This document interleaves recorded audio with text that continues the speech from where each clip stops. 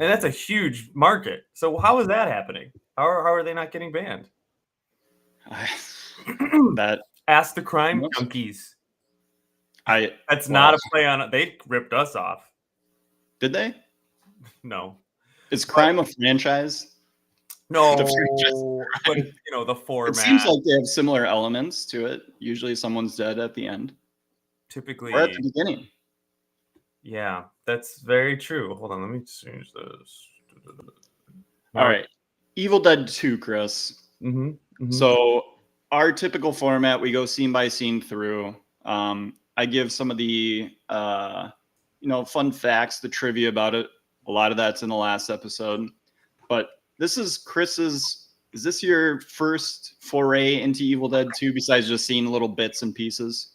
Yeah, and I actually never saw bits and pieces. So this is on first. Full on, brand new. So yeah, our last podcast with two people that have seen the movie multiple times. Chris giving us the fresh take. So Chris, overall impression of Evil Dead 2. Let's start with a comparison to The Evil Dead. Did you think it was better or worse? I would say it is the same. What kind of? I mean, as far as like, I don't know, like, because I know like the lead up was, oh my gosh, this is going to be just like Evil Dead, except the budget way better. The movie way better. And I'm like, okay, strap in. Let's go. I've seen the 2 remakes. And I saw obviously the first Evil Dead, which I had seen once before. And I'm like, all right, here we go. And I'm like, this is kind of a continuation of the exact same thing. Yes, are there like more stop motion, claymation animations? Yes. They ramped it up a little bit.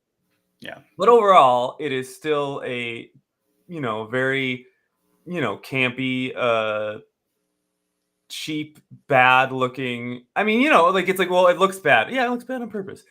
It's like got the fun energy of like an indie art school film project, which is great, as far as like, oh, they're gonna try some weird things that you would probably only try if you A, didn't give a shit, and B, did not have money, which is fun. Like, it's just like, hey, I'm gonna try these crazy camera angles.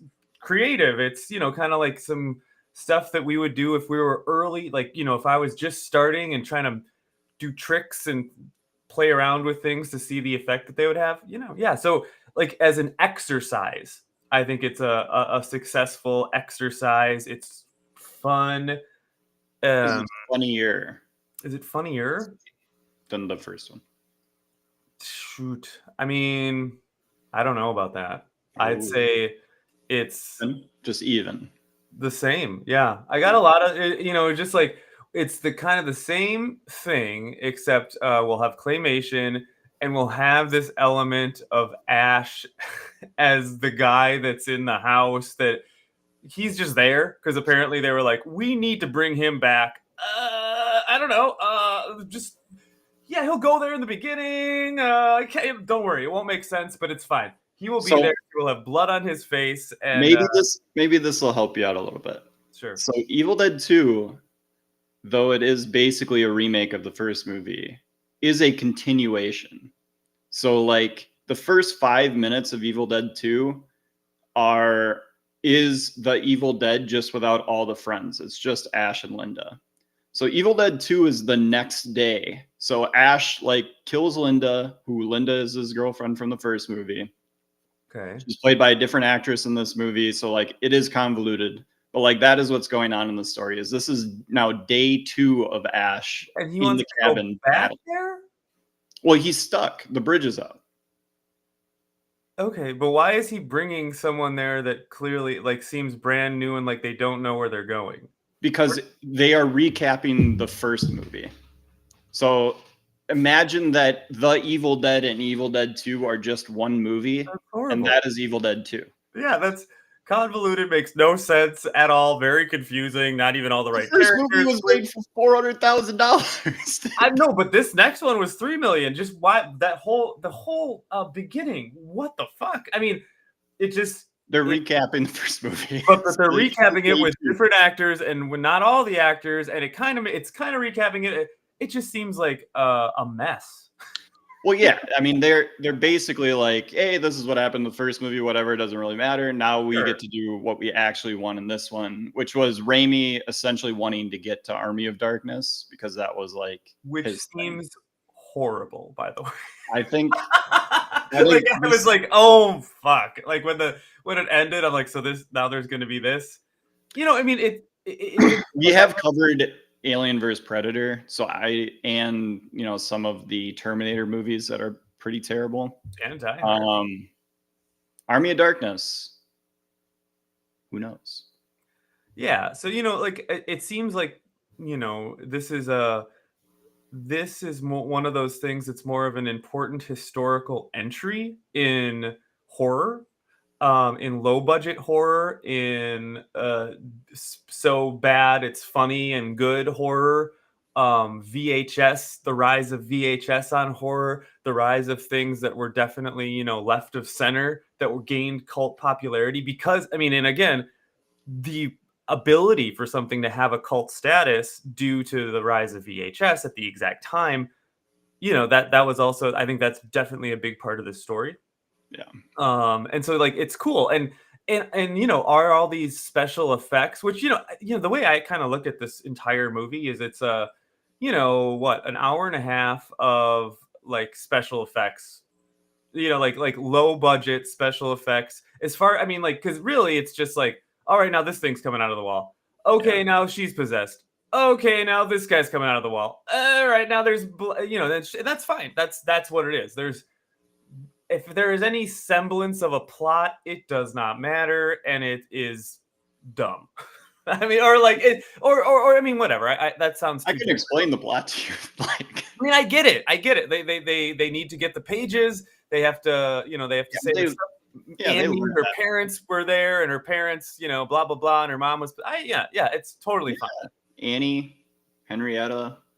Yeah, and so I don't want to say, I don't want to just be like, oh my gosh, horrible, because I think it is cool, and I'm glad it exists, and I'm glad that these, there's absolutely elements in here that you can tell as far as camera work, as far as all kinds of stuff that is incredibly inspirational for what's to come next. So, in that way, it's really, really innovative. And so that's great. That's great.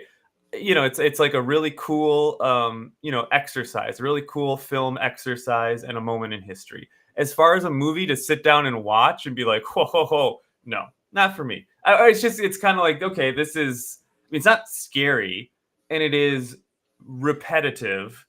Sure. And so you're like, as far as watching it for a new cinematic experience, I don't know, it didn't necessarily quite do it for me. 40 years old. Exactly, right. And I have seen the remakes. I've seen obviously everything that's many things that have come out since then.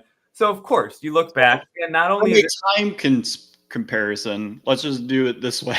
Yeah. So if you were alive in 1994, a little movie called Pulp Fiction came out. Yeah. 40 years earlier, in 1954, whatever the fuck black and white movie was coming out. Yes, Pulp Fiction is way better and way more modern and way cooler. It just is like a part of its time. You just have to break from the oh, well, this sucks compared to modern horror. And that's good. And I was sitting there, and I was when was the last time you saw the first Nightmare on Elm Street? I've never seen it. Chris, it's fine, but I heard it's really stupid. But that's kind of the point too of these movies at the time. Yeah. They were defining a genre, but they weren't necessarily good. Exactly. And I think that's spot on. And also, as far as the movies that we've talked about, everything that we've talked about is pretty modern. I think Alien, Godfather and Alien are the oldest movies we've covered. Yeah. And And those are more, those were prestige movies with, that were in the Hollywood mainstream system. Yeah. I mean, The Godfather is like timeless. So. Yeah, but they also had tons of resources behind them. Yeah. This is big deal stuff. And so you can watch Alien and be like, oh, it doesn't look exactly like the stuff from today, but it's, I don't know. And there also is the timeless factor, which I don't know that necessarily Evil Dead has. Yeah. I would say the argument would be that horror can become timeless. Just like if it's scary, it's scary. Like The Exorcist is scary. So that's a question. Yeah. Like what's The Omen is like creepy, scary stuff. But like I get it. Evil Dead 2 is supposed to be seen, and I think is viewed now in hindsight as a comedy. Yes. So that was going to bring me to my question for you. Turn the table a little bit. Comedies on this show. Yeah. What?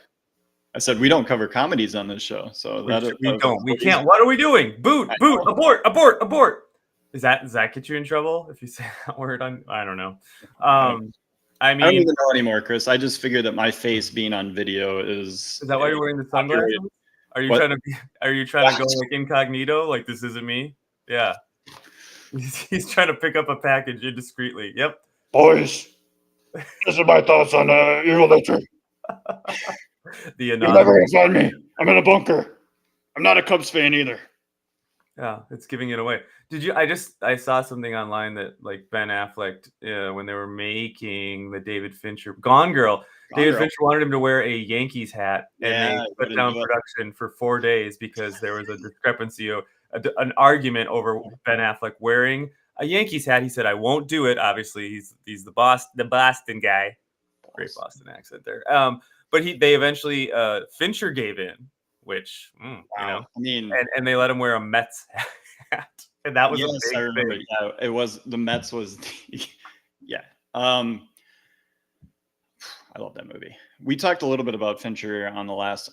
We should just do a full Fincher episode, and just really dive into the master, because. With all this talk about PTA with One Battle After Another, we talked about Danny Boyle. Like we've covered some pretty great directors, and I would say that Fincher, to me, still stands above all. Interesting. I like him better than Nolan. I just do. Like it just is what it is. Fincher is just he gets me. He gets you. That's fair. Did you like? Oh, you're gonna turn the tables on me. What am I missing about Evil Dead 2? I was gonna ask you if you thought it was scary. No, it's not scary at all. Okay. Just I think that Henrietta, like some of the stuff they do with her is kind of creepy. I just don't like old ladies in general. That's getting me kicked off YouTube. Yeah. They're not. Like I think that motif of like the old witchy, like creepy, gross looking lady. Like, but it's just really a dude. Can we also say that it doesn't look like a woman ever? It's that's because it's Sam Raimi's brother. Yeah, but even like the puppet, everything. Like, is this? Oh yeah. And they talk. It's I don't know that. But again, why does every Deadite turn into that like pointed face thing? Yeah. Do the suck your soul, suck your soul.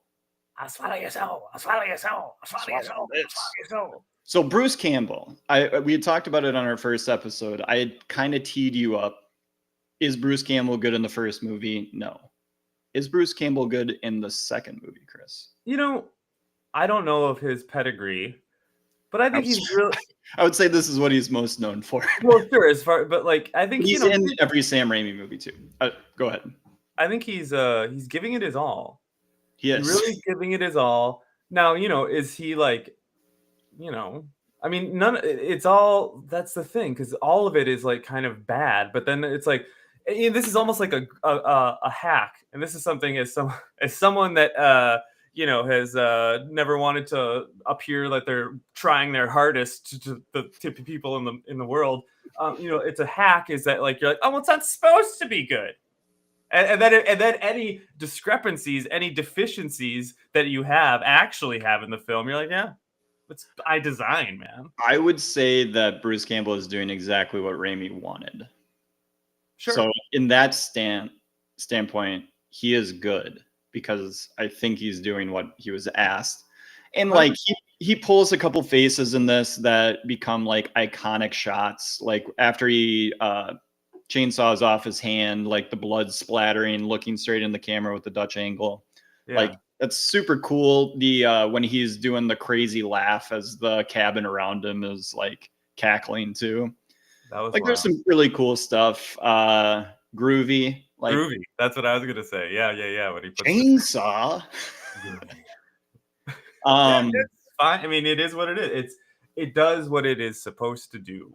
Yeah, I honestly think he's fantastic in the movie. I think he should get an Oscar for Bruce Campbell. Consideration. He was robbed. No comedy should win an Oscar, Chris. Has a comedy ever won an Oscar? I'm sure. I don't know. I mean, probably one of those broad comedies, like technically, but it's not really funny. Something like that. Yeah, I don't know. Schindler's List? No. Ooh. That's not considered. No. That was a documentary, though, right? Both bad jokes. Both bad jokes! I didn't know that Liam Neeson was a Nazi, but... He was in that movie? Liam Neeson is in Schindler's List. I just saw Naked Gun last night. Good stuff. You should check it out. Yeah. Right. We should cover it. No, we shouldn't. It's it's a goofball comedy. It's good, you know. He's there. Airplane's like one of my favorite comedies of all time. So you need to watch it. Yeah, I like the Leslie Nielsen Naked Gun movies. I think they're funny. Paramount Plus. It's on there. It's ready to watch for free. Cool. I'm in. Okay. Me by myself watching comedies. That's how I enjoy them. And I just sit there and I laugh to myself. And then the movie concludes, and then I sit there for 5 minutes and go, man, myself, wasn't that funny? That was good. And I laugh at jokes in my own head. Yep. I go back to and then I try and tell them in front of other people, and they're like, God did you see that? Oh, you didn't see that movie? Oh, never mind. There's a part, though. Can I explain it? Maybe no, you don't want to do that. I've done that. Try to explain stuff to people that haven't seen a thing and expect them to not think you're annoying as hell. That's like my entire life is explaining stuff to people and then being like, why did you do that? You're like, I haven't seen that. I don't care. You're like, but I do. So you need to. My mom does that. Notorious. She spent an hour plus, 45 minutes the other day on the phone with me, telling me the entire plot of Slow Horses. The entire show. And I'm like, I haven't watched it, Mom. She's like, oh yeah, I know. But let me. And so now I have this defunct group of MI5. Yeah, Gary Oldman. You know, they're technically still a part of Secret Service in Britain, but they get stuck in this old house called Slough House. I'm back on the phone with my mom all of a sudden. Moms love slow horses. Or at least our moms do, because my mom loves slow horses too. We should just have them do a podcast. God damn it. Slow horses? Our moms covering slow horses? Yeah, I've got a couple extras too I can throw in there. My mom would just be like, oh. He is so good. So good. My mom would be more like, Gary Oldman's so good. Uh-oh. He's so gross. He's so gross in it. All the farting, all the disgusting stuff. Like, she thinks he's gross. Like, obviously, they made him dirty. Yeah.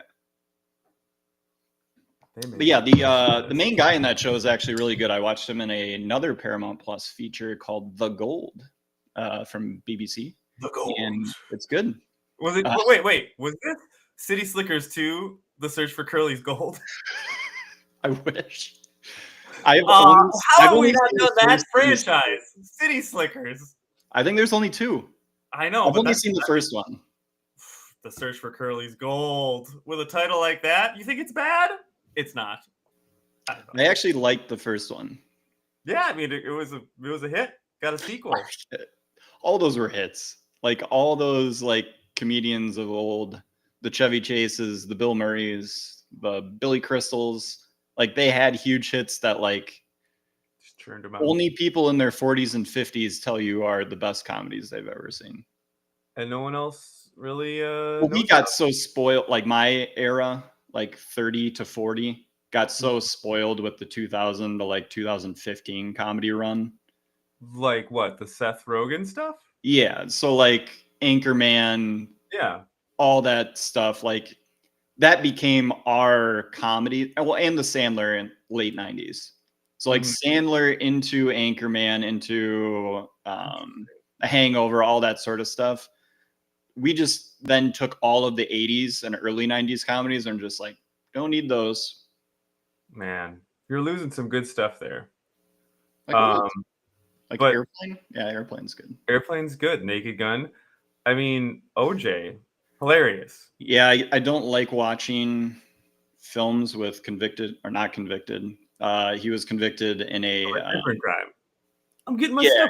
I'm just trying to get my stuff. Well, he was convicted in civil court. He was not convicted in criminal court. Oh man, yeah, but he's good with slapstick. What's his name? Like Newman? Nordberg. Newhouse. Oh my God. Yeah, they try and do a little of that with Paul Hauser Thomas. That's not his name, but you know what I'm talking about. I don't know. He's in stuff. He's like the second guy. He's Liam Neeson's second in command, isn't it? Who? I think it's just Paul Hauser. Am I wrong about that? I feel like there's maybe a middle name involved, but let's just go with Paul Hauser. Just put Thomas as the middle name for Thomas Hauser. Yeah, PTH. Love a good Paul W.S. Anderson. Yeah, there is that guy that made the Scream movies, right? There's a different Wes Anderson. Now we're talking about Andersons, but there's a guy. Wes Craven did Scream. Okay, but then, oh man, I think you're right. There is another Wes Anderson. They did he did some other shitty horror movies for sure. But anyway, speaking of shitty horror movies, let's segue right back to ED2. Are all Naked Gun movies PG-13? Yeah, that they can get away with that then, and they're not they walk the line, but they're just goofy. You were right, Chris. Paul Walter Hauser. PWH. Walter. Yes. He's good. Yeah, I would recommend for a nice evening of some laughs. It reminded me a lot of MacGruber, and then I noticed that it was directed by the same person. Well, I don't know if Jorma Taccone directed MacGruber, but Akiva Schaffer directed The Naked Gun. They're both guys from the Lonely Island. Yeah, that are not Andy Samberg. So, the Evil Dead 2. That's essentially, those are my thoughts. My kids were watching some of it with me. That was interesting. They're like, what is this? The greatest. They're like, why? Like, just say it's like a YouTube video that like some 18-year-old far right person made. Yeah, I mean, maybe that would do it. I don't know. Got us kicked off again. I can't say far right. I meant like right-handed. Sure. They're far right-handed people. My Left Foot. Was that a political movie? I don't know. Think about it. Think about it. Just think about it. I think what's your favorite scene from it? Do you have a favorite scene? Yeah, I think I do. And it's such a good performance because there's like Bruce Campbell's in 95% of it, and then there's 4 other characters that don't do too much. They don't. He is definitely the main event, top of the call sheet. My favorite scene, though. Actually, what is the call sheet, Chris?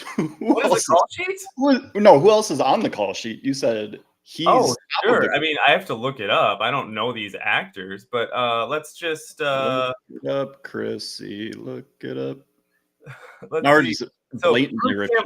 the call sheet, by the way, is who is the top build, right? The call sheet. It's when you got to be there. Bruce Campbell, top of the call sheet, number 1 with a bullet. Ashley Ash J. Williams. Sarah Berry plays Annie. She's number 2 on the call sheet, if I had to guess. Where is Bradley Raimi or whatever Sam Raimi's brother? David Raimi is Possessed Henrietta. Again, I don't. You say he's like six on the call. Yeah, let me see if I feel like he's got to be higher than. He's in a lot of scenes. Can you just and I guess that a lot of the other guys go away. Let's see. So it has Jake as number 3. It's Ted Raimi's 5. Really? On the Evil Dead 2 so IMDb page. So I don't know if that's the literal call. Andres and I tried to figure this out. what is Jake's job? Jake is the man who is in a relationship with Betty Jo.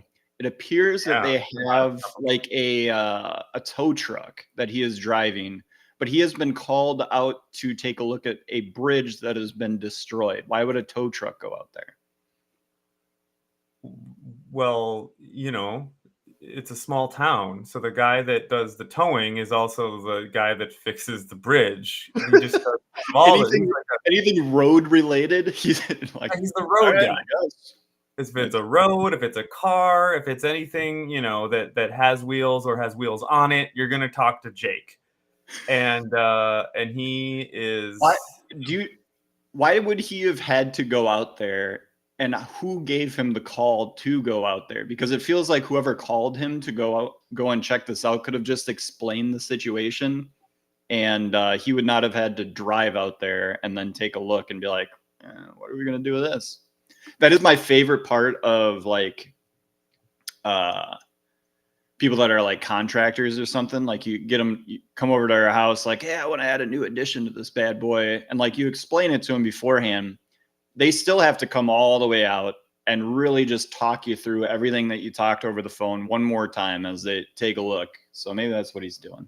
Well, you got to have something to build them for. Well, yeah, but like I could have explained over the phone, like I know, but if I go out there, if I drive out there, that invoice is much meatier than a phone call. You can charge. Like, oh my God, I had to drive an on-site, assessment. Yeah, so Jake's cooking the books. Jake's got to make ends meet. He's got to bill. He's got to be able to afford Betty Jo's chew tobacco habit. Yeah, and he needs some new overalls. Clearly. I wonder how these two crazy kids got together. Yeah, was Betty Jo just like Is that okay? Like this seems like a little. It did seem a little off. It did seem like potentially Joe was like keeping Betty Jo down in a way. Like she just happened to be the pretty girl from this small town, and I don't know. I don't like it. It was a little suspect, for sure. It did not make sense. No, none of it makes sense. None of it makes sense at all. It doesn't make sense that they go through a portal at the end. That like more magic occurs. What else doesn't make sense? The entire cabin itself doesn't make any sense. No, most it doesn't make any sense why where you would hang up a chainsaw, you would draw a white chalk outline. That's cute. That's really when it starts to lean into comedy. And there's an aspect of it that almost reminded me of Looney Tunes. Yeah. Just with this really like kind of like campy horror touch to everything, but it was just insanity, things happening quickly, so in that cartoon like way of like there's nothing that's really gonna take too long. A lot of the scenes are almost like self-contained, like, oh, he's got to cut his hand off, so like let's watch that whole thing, and then like that's it. And there's not a lot of stuff that adds on other scenes. What's up? Bruce Campbell like being possessed, like literally basically from the first 5 minutes of the movie when he gets thrown into the tree and then the sun eliminates his hard those body slams. But like he changes back to a full zombie again later in the movie. Thriller style. Can you say Thriller style? Because that is what happens. They look when they get possessed, they look like Michael Jackson in Thriller.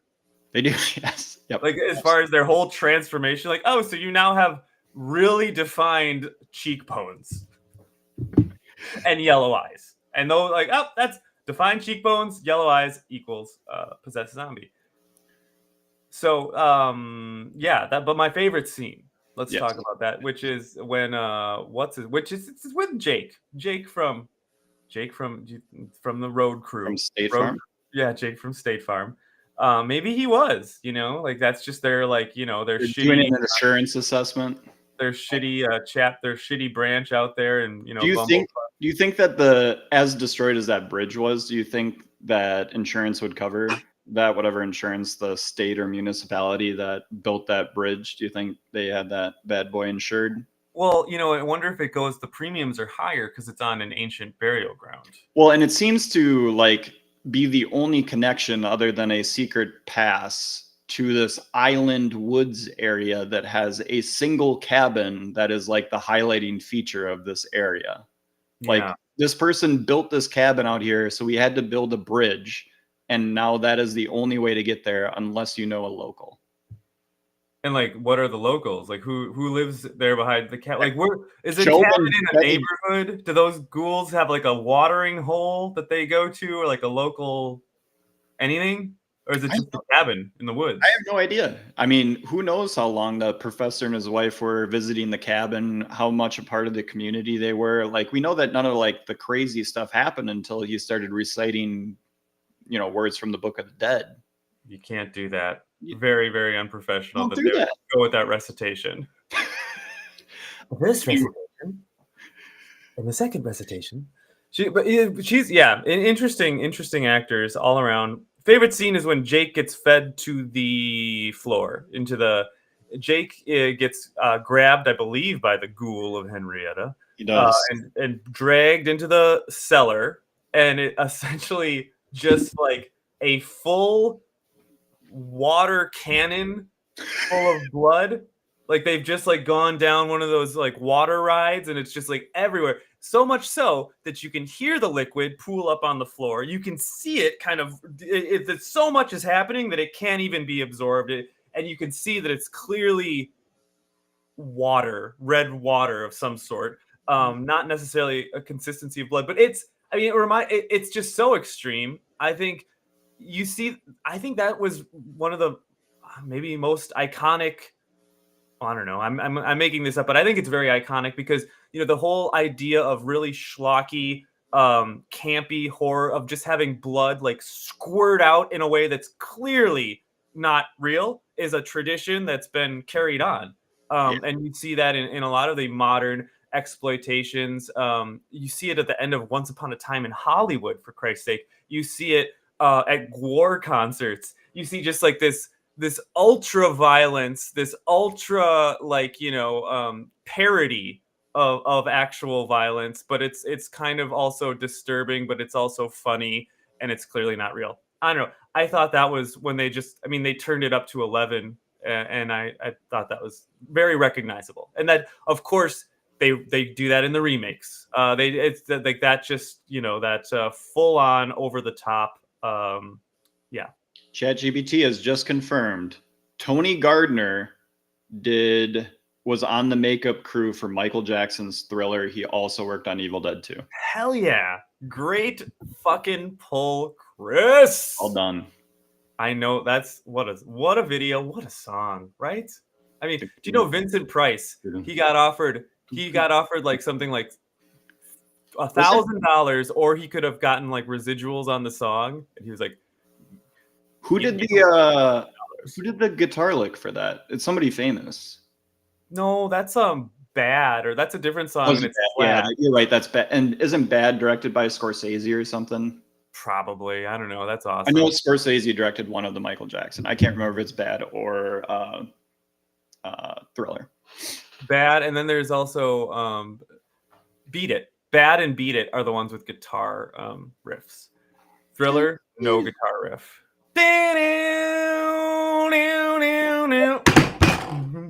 Greatest guitarist of all time. Ready, go, Chris. Of all time? Oh man, Jimmy. What do you think about it? Top ahead, first one. Jimmy Page. I said Jimmy Page. Jimmy Page. There you go. John Mayer. Yeah. Thank you. John Mayer. He's good. I mean, he is good. Kicked. He's good. Yeah, John Mayer is. I think the fact that he then has now transitioned into basically being like the beating heart of the Deadheads, and cool. He just literally just plays guitar for 3 hours when you go to his concerts. He's a jam man. He's a jamming man. I like John Mayer quite a bit. He's good. He seems like a good hang. Do you know how I got into John Mayer? How? The Grammys. As everyone does. I forget what year he won the Grammy or was nominated for Daughters. And I heard him play it live. I'm like, Hell yeah. I was moved. That was back in my when James Blunt was my favorite artist. That's what? I said James Blunt used to be my favorite artist, and so John Mayer Daughters was right there. Hell yeah. Isn't that a good impression? Hey Luke, it's franchise. You gotta really eat the mic. You gotta be. Franchise. Your body is a wonderland. Your body's a wonderland. That's my favorite John Mayer to do because it is just like him, full John Mayer. Your body, wonderland. It has to come from your chest, Chris. Like you can't. You're not even like singing with your throat at all. It is just like. Hold my hand. You're right. Wonderland. I love it. Yeah, I did Hootie and the Blowfish the other night for people at a bar. Sometimes we're crazy, and I wonder why. Great bit in Ted, the movie, where he just said that you can sing any Hootie the Blowfish with the syllables E-I-O-U. Yeah, which is Pearl Jam. They're talking. It's the Pearl Jam. Eddie, I think we've talked about this on this show that all the bands that copied Eddie Vedder's like my baby. Hell yeah. There's a lot. Stone Temple Pilots, Creed, fucking Hootie and the Blowfish, the rest. I still can't believe it's on social media all the time. I can't believe that Eddie Vedder at what was it? Cubs game? No, the one where he climbs up to the rafters because his mic got like screwed up, and so he climbs up and he's like hanging and like singing the song. Fucking badass. I hate Pearl Jam. What? Oh man. I just don't. Well, I hate them because of how much people like them. When I listen to them, they're like fine. You can have them on the background. So it's not about them. Really. People rationally like them. People think they're one of the best bands of all time. Yeah, they're great. They're great. I mean, if you're talking about grunge, you're talking about Nirvana. Talking grunge. Pearl Jam. They're not about Soundgarden. Talking about Alice in Chains. I don't know, but they're number 2. They're at least number 2. And yeah, their first, I don't know, at least first 4 albums are pretty badass. And then they kept making, and they continue to make albums. And you know what? Good for them. Good for you, Pearl Jam. Good for you. Unfortunately, they give us kind of a look into what Nirvana could have turned into, and thankfully they didn't. So Eddie Vedder, you should have just kept in time. What? I said Nirvana gets to like stay in time, whereas like we still have young and angry. Stay young and angry, right? Well, it's like my feelings towards Dave Grohl. It's like I could care less about Dave Grohl now, but I'm happy he's in Nirvana. Yeah, he was an amazing drummer. One of the best. He took John Bonham's, hitting the drums, like murdering the drums. Sorry, YouTube algorithm, but just hitting them hard as fucking hell. Do you know who hits them even harder? Who? Philip Collins. No. Dude, listen to Phil Collins. Okay, I'm sorry, Phil. That's nice. I get you're a drummer. You're doing the drum, Phil. You're in the air tonight. We get it, but you're not hitting those drums. Listen to any track on In Utero. It's violent. Well, it's violent drum. It's a different genre of music. Yeah, I mean, and so yeah, I mean, if Phil Collins bangs a drum. I'm not just saying that because I love Phil Collins. Phil Collins hits the drums as hard as he can every time. He just imagines they're his ex-wife. But yeah, Phil. No, Phil Collins. When I went to tour the studio of The Tonight Show in 1999, when I was a freshman in high school, the only vacation I went on with my parents or my dad and my stepmom ever. I think that's true. We went there, and Phil Collins, we saw him getting into a limo because he was going to be there later performing his track from the Tarzan movie. Which one? There's a lot of good ones. The animated one with a fucking Phil Collins song from it. No, he did the entire soundtrack for it. I don't know. Every song in Tarzan is Phil Collins. What? I said every song in Tarzan is Phil Collins. Okay. I mean, what an obvious pairing, right? Phil Collins, Tarzan. World where there's beauty beyond belief. Yeah. You know, feel the things I feel right now with you. That's what I got. I can feel it. I can feel it coming in the air tonight. Also, hold on. One of the crazier talking voices to singing voices, Phil Collins. What does he does not sound like he sings. Hello, my name is Phil Collins. Well, he's very English. Oh, hello. Right. I think he has like more of a Liverpoolian accent, so a little bit more like the Beatles. The Beatles. Hello, my name is Phil Collins. Hello. By the way, I want to start making all of our British listeners on screwing up who has what type of accent. So real quick, and then but the Ed Gein show. Did you watch any of it? You're aware of the cultural thing? No, but we've talked about this. I know enough about Ed Gein that I don't need to watch it. But I would. Here's the thing. So it's all about the big takeaway is what's his name? Matt Hums, the guy's voice that plays Ed Gein. I don't know. I forgot his name. I don't know anything about the show. It's Bullwinkle, everybody. It's Bullwinkle. Because I don't know. I'm just trying to find something here with Mother. You know. That's what Henry Zabrowski during the last podcast on the left. He does that exact same voice for Ed Gein when they're going through it. Yeah, I mean, that's what he does the whole movie. I'm just gonna break into that, especially being a Wisconsinite. It works for me. Just like God is my witness. I told him. You know, well, I didn't know. I just mother. Yeah, I guess I got a couple bodies on the back 40 there. Yeah. Yeah. Go pack, go pack, go. Oh, yes. Oh man, I had to look. No, Ed, we're here regarding a missing lady from the town. We didn't need to know the update on the Packers scores. Oh, I'm so sorry there. That would have been a fun Fargo. Oh, I'm so sorry. I was just there carving out something in my basement there. Oh, don't you know? I'm so sorry. Ed, we like you got projects, but we don't like the material you're using. What are you doing down there in the basement there, Ed? Oh, don't you know? I don't think that's so good there. That smells up to high heaven. Those drapes over there, that's a slap on the wrist, but I mean the murder, we just can't do it, Ed. The nipple, turn it into Chicago. Is just too much. The Cubs is bearing down on my brain, and now I can't do Wisconsin. Even though I'm from Wisconsin, I can't do Wisconsin anymore. Wisconsin accent. Get back to it. Boat Packers. Packers. That sounded Packers a little. Yeah, that is. I'm back. Bears. Gitka, Bears. Okay, get away from that. Back to Boat. Fargo. Okay. I think we're back. Nope. Back to Chicago. Betcha. Yeah. Yeah, you got to just be like the cop in Die Hard 2. What's his face? Jimmy. That guy rules. God damn it,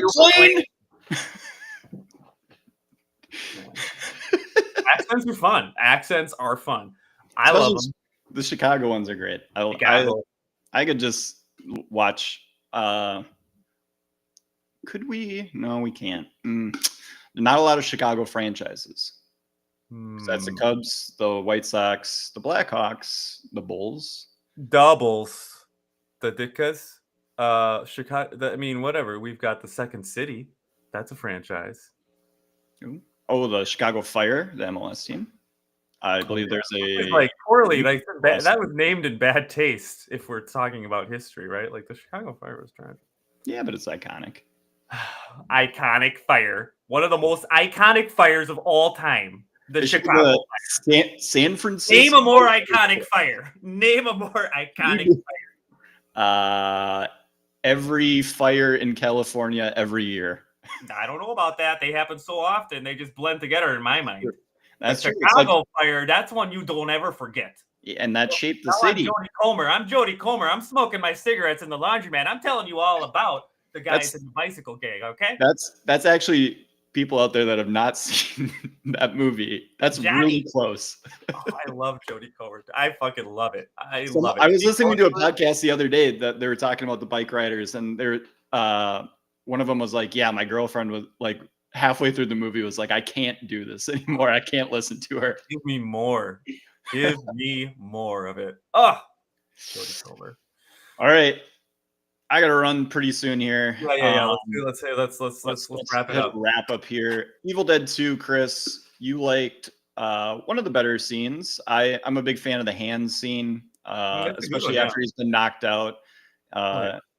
Very, very funny. Adam's family, right? With the hand. Yeah, that was called out. What would you give the rating? So you gave what, around 7.6 for the first one, 7.8? Yeah. You started at an 8.1. Yeah, but I went down to 7 something. Would you give ED2?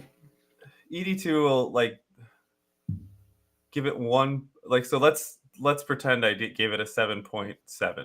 ED1. Okay. Then we're gonna give ED2 a 7.8.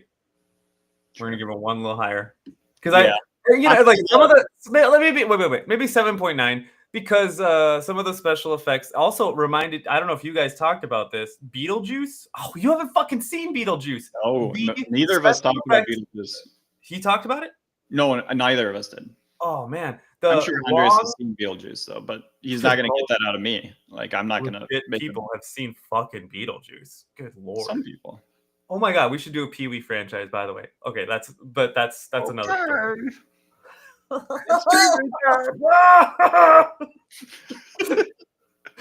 Fucking the documentary, Pee-wee Herman as himself. Everybody watch it on HBO Max. It is fucking amazing. Okay, that's it.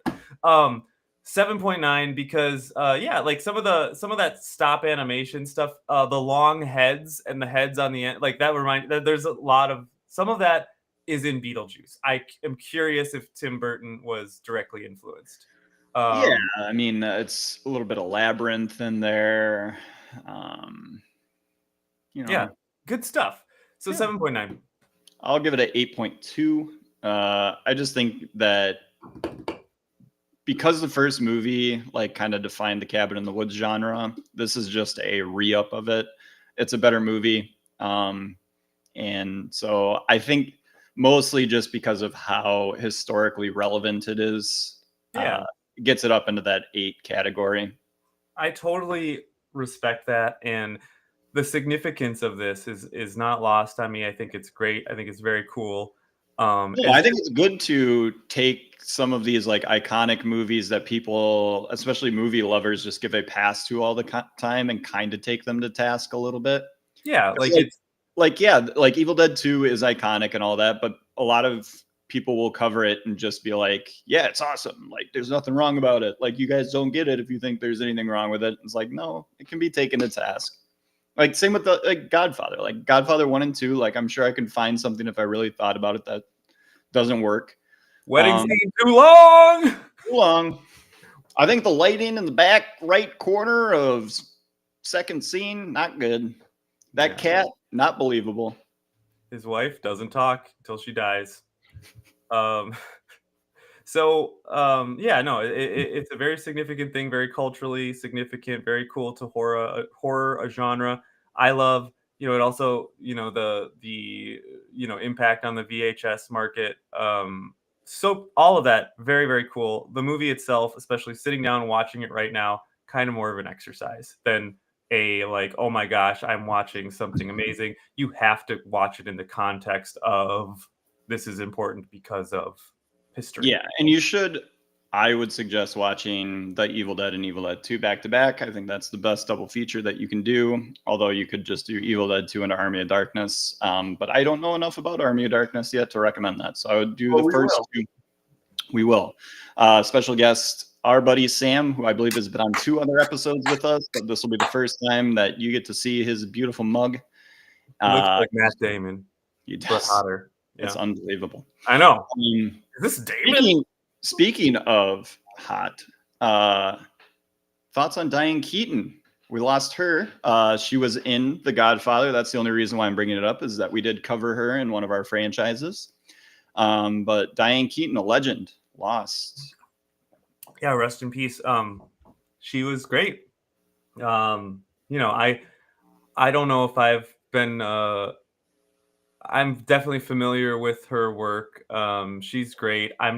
She's not in my like list of like biggest favorite stars ever. Like I don't really follow her career because like her later work was like not movies that were really aimed at me. No. Therefore, I don't give a shit and I don't like it. If So it's not for me. I would say very similarly, whatever I'd seen her in the Godfather movies. And then it was just like a bunch of adult romantic comedies. Yeah, I think I criticized her a decent amount in the first Godfather movie, which probably wasn't very kind. But the movie for me that clicked, where I'm like, oh, I now understand Diane Keaton, what the draw is Annie Hall.